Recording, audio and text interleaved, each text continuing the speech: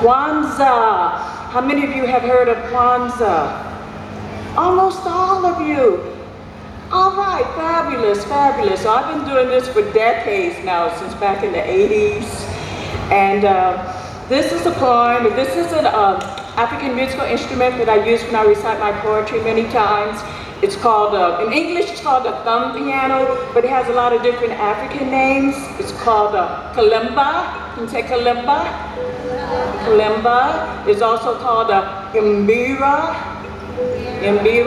and a sansa. Those are three of the names that I know. It probably has 1,000 different names, because as you know, there are 1,000 different languages spoken in Africa.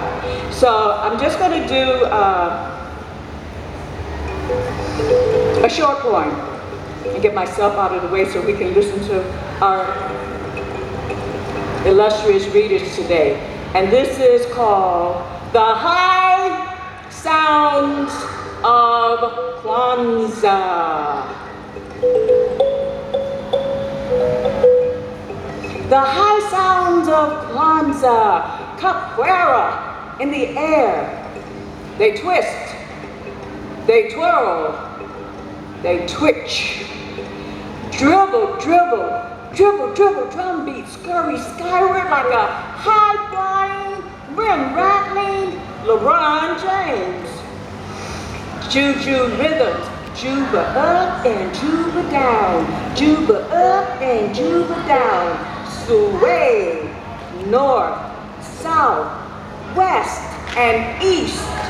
Audio ambrosia, a feast for our ears.